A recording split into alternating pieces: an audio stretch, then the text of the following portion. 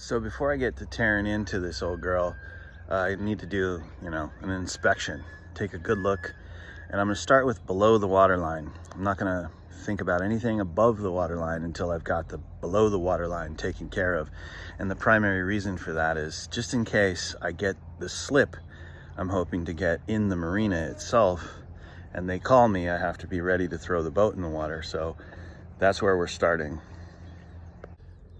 So something to keep in mind here is that this boat has been in the water for 10 years. 10 years. It hasn't been pulled out. And so what I've done is I've gone around it with my scraper here, and I'm finding blisters.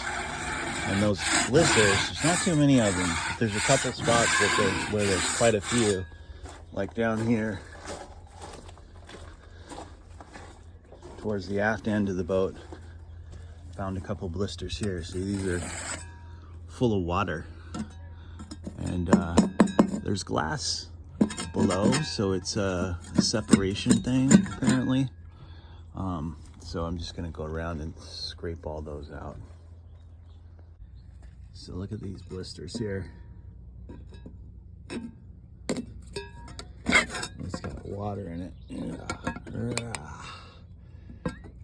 But the good news is that it's only between, looks like there's 2 layers, and perhaps this is just bottom paint and not glass that's got the blister, because you see there's fiberglass underneath there, and it seems to be adhered. So it could just be paint blistering. I don't know. But here's the rudder and the motor well. We're going to be doing some rebuilding of this baby here.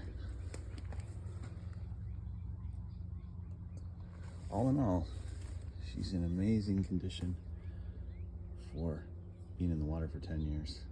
So I figured out where those blisters on the hull are coming from. It's from between the fairing compound and the glass.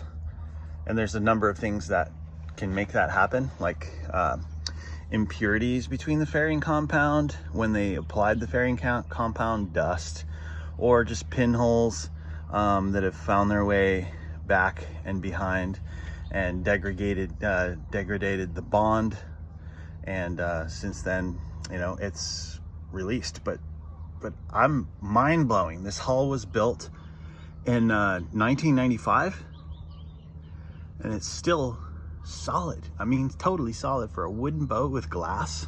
It's amazing. This is the starboard side of the boat, and this is by far sustained the worst sun damage. But again, we're talking 10 years in Hawaii, in a harbor, not being hauled, just being constantly bombarded by the waves, the sun, the wind. And this is a testament to wood fiberglass construction. All right, check it out. Okay, starboard hull. This here, still bonded, but it's getting real light on the resin. But it is still bonded. But then we come to a place like this right here, and you can hear it. You hear that? And then bonded, not bonded. But it's such a small area. You can see like the glass is still there, but the resin has evaporated over the 10 years it's been sitting here exposed to the weather. So this is by far the worst side of the boat, and to be honest, this is nothing. This is absolutely nothing.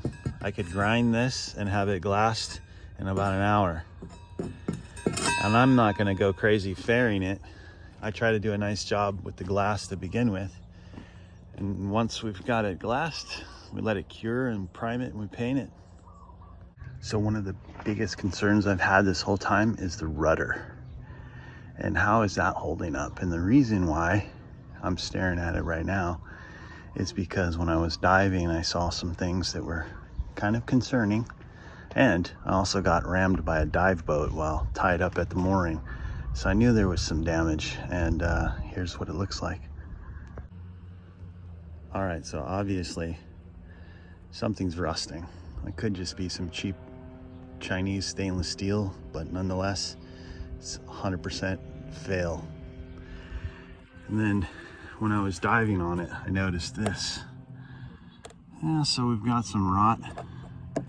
It seems to stop right about there, but she's a little cracked and wiggly up there as well. And I don't know what this is made out of, whether it's made out of wood or if it's made out of some kind of foam that's been glassed, but there's a stainless steel tang in there, and the pin has sheared. So all that was holding this rudder on is whatever's left of this pin, which you can't even really see, and that upper pin right there. So I'm just glad that I didn't sail over to Oahu like I was planning on doing with the rudder in this condition.